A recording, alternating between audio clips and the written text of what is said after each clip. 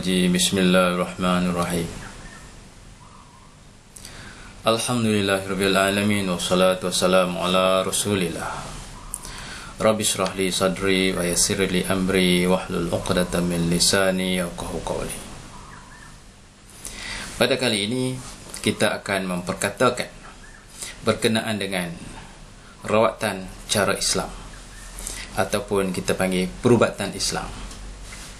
Perubatan ini ada banyak jenis. Ada yang berbentuk alopati, iaitu menggunakan dadah, drug. Dan ada yang menggunakan homopati, iaitu menggunakan gelombang ataupun bioteknologi. Ada yang menggunakan psikologi. Dan ada yang menggunakan doa. Dan ada yang menggunakan ayak jampi. Dan berbagai-bagai cara. Tapi kesemuanya adalah di tangan Allah Subhanahu Wa Taala. Ramai orang yang kena sihir ataupun kena santau ataupun ada kena sampu, ada yang kena kanser, dan semua ini dipanggil penyakit. Penyakit-penyakit ini semuanya datang dari Allah Ta'ala. Dan macam mana cara untuk merawatnya? Iaitu dengan kita bergantung harap kepada Allah Subhanahu Wa Ta'ala. Di samping kita berusaha mencari ubat-ubatan, dan kita kena bergantung pada Allah. Kalau kita pening kepala, biasanya kita makan Panadol lah. Kalau kita sakit gigi, cabut gigi. Kalau kena rasuk hantu, kita nak buat macam mana? Kita makan, nak makan apa? Kalau kena santau, macam mana? Kalau kena sihir, macam mana? Kalau kena histeria, macam mana? Kadang-kadang orang kena penyakit histeria, pergi ke hospital, bagi injection, dia lena, kemudian dia bangun, dia kena balik. Berbagai-bagai penyakit yang bukan satu cara untuk rawatan. Kalau kita luka, kita pergi hospital, kita jahit. Kalau kita sakit gigi, makan paracetamol ataupun kita cabut.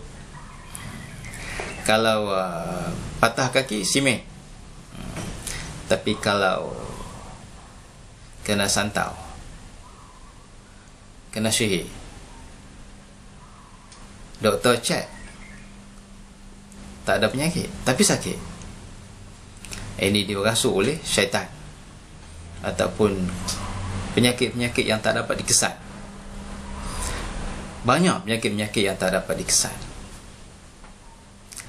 Jadi bagaimana cara untuk mengatasi setelah pihak-pihak hospital tolak, klinik pun dah tolak, semua dah tolak dah, tak boleh nak buat apa dah. Jadi jangan berputus asa. Kita ada cara dia, iaitu kita dengan cara menyerah kepada Allah, berdoa kepada Allah, yang disebut dalam surah Al-Ikhlas, Allahus Samad. Allahus Samad, iaitu Allah itu tempat pergantungan, tempat berharap. Jadi kita berdoa pada Allah. Kadang-kadang yang salahnya manusia ni, dia baca ayat kursi. Dia baca kursi, dia nak suruh ayat kursi tu halau hantu ataupun buang sihir, buang penyakit. Ayat itu mana boleh buang penyakit? Yang buang penyakit itu Allah. Kadang-kadang kita tengok seorang, bila dia tengok kawan dia kena rasuk, meracau, maka ramai-ramai mari baca Yasin. Apa tujuan dia baca Yasin? Tujuannya untuk membuang penyakit. Sepatutnya dia baca Yasin itu kerana Allah. Dia baca ayat kursi itu kerana Allah. Selepas baca ayat kursi, barulah berdoa. Semayang hajat, nak buangkan penyakit ataupun apa-apa hajat, semayang hajat dulu kerana Allah. selepas sembahyang hajat tu baru minta doa. Jangan sembahyang hajat tu kerana nak buang penyakit. Sembahyang hajat tu kerana Allah. Usalli sunnatal hajati raka'ataini lillahi ta'ala. Aku sembahyang hajat 2 rakaat kerana Allah. Bukan kerana nak buang penyakit. Kerana Allah. Sembahyang hajat kerana Allah. Doa nak buang penyakit. Begitulah juga kita baca ayat kursi ataupun baca yasin. Kita baca tu kerana Allah. Kita baca Fatihah kerana Allah. Selepas tu barulah kita mohon doa pada Allah Ta'ala, semoga dibuangkan penyakit-penyakit tu. Allah makbul. Sebab Allah Ta'ala kata, ud'uni astajib lakum. Doalah nescaya aku kabulkan. Allah pasti kabul. Tapi dengan cepat dengan lambat saja. Allah pasti kabul. Sebab dia kata dia kabul, dia akan kabul. Macam Nabi Nuh minta pada Allah Ta'ala supaya binasakan kaum dia yang terlalu melampau, maka Allah kabulkan dia, iaitu dengan sebiji benih. Tanam pokok sampai jadi balak beratus-ratus tahun, barulah tercapai buat baktera dan tenggelamkan semua umat-umat dia yang derhaka pada Allah Ta'ala. Jadi kalau kita berdoa pada Allah Ta'ala, sekarang kita berdoa nak baik, nak segera boleh, Allah itu Maha berkuasa. Allah nak kabulkan besok pun tak apa, tapi Allah Ta'ala dah kabul. Tapi Allah Ta'ala tempoh supaya hambanya ingat pada dia. Tetapi kalau hamba itu begitu semangat untuk tidak mahu lagi penyakit itu, dia berdoa pada Allah Ta'ala, berdoa sungguh-sungguh sampai 10 minit ataupun sampai setengah jam. Jangan baru minta sikit dah berhenti, minta terus. Maha suci Allah Ta'ala daripada membanding-banding. Kalau kita nak minta duit pada ayah kita, kita minta dalam masa 1 saat ataupun dengan 1 minit. Ayah nak duit, lebih kurang dalam 1 minit. Ada tak ayah tu bagi? Memang dia tak bagi. Sebab apa? Tidak ada kesungguhan. Cuba ambil masa 10 minit, pujuk ayah, minta duit 10 minit, pasti dia bagi kalau dia ada duit. Allah Ta'ala Maha Kaya. Kita ambil masa 10 minit ataupun 20 minit, fokus, minta pada Allah betul-betul, fokus, pasti Allah bagi. Macamlah kita masak telur, 1 minit kita masak, kita berhenti, kita ulang 100 kali, telur tu tak akan masak. Walaupun sampai 1 hari kita ulang, tak akan masak. Tapi kalau dengan masa 10 minit kita fokus, masak terus, dia pasti masak. Begitu juga dalam rawatan. Dalam rawatan kita fokus sampai 10 minit, 20 minit untuk mendapatkan makbul daripada Allah Ta'ala. Kalau begitu, semua orang boleh merawati diri sendiri, boleh merawat diri sendiri. Kalau dia sakit, dia berdoa pada Allah, tapi dia kena fokus, concentrate. So kurang-kurangnya 10 minit, concentrate betul-betul, minta pada Allah Ta'ala, pasti Allah makbul. Kerana itu Allah itu pemurah dan penyayang. Tapi kalangan manusia ini, kadang-kadang dia tak percaya pada Allah Ta'ala, dia percaya pada orang lain.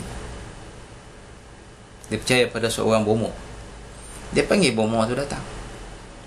Bomoh tu datang, katalah bomoh tu bomoh tu nama dia Pak Mat kan? Kita kata Pak Mat, tolonglah berubat saya ni, saya ni sakit pinggang. Tok bomoh kata, Pak Mat kata, baiklah, minta saudara baca Fatihah sekali, kemudian minta Allah Ta'ala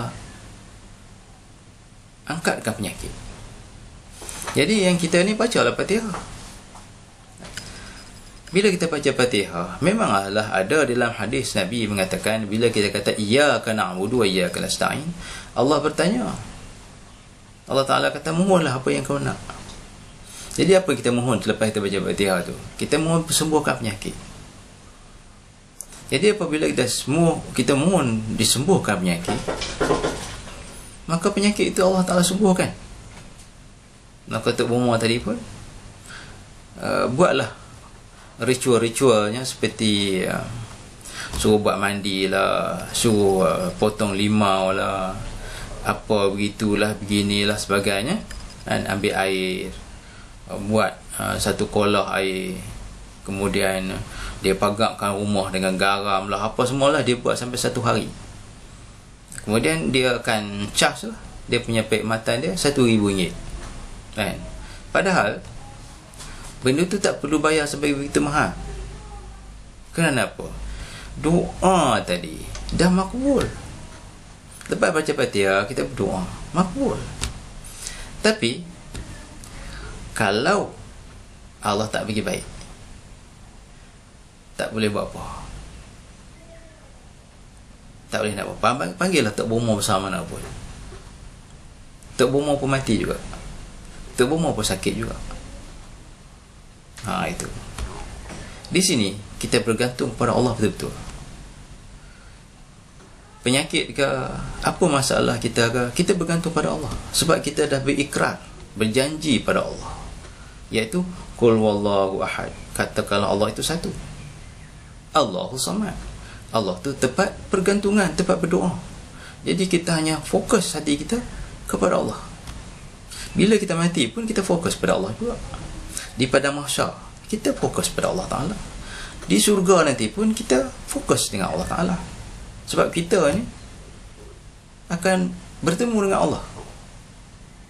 Jadi sebelum kita bertemu dengan Allah, dapat kita melihat dengan Allah dengan wajah yang jelas di dalam syurga, hati kita kena fokus. Kita fokus daripada sekarang. Sampai bila-bila kita fokus, sampailah kita berjumpa dengan Allah. Jadi jangan sampai ujian penyakit yang ada dalam diri kita menyebabkan kita lalai, kita tak fokus pada Allah.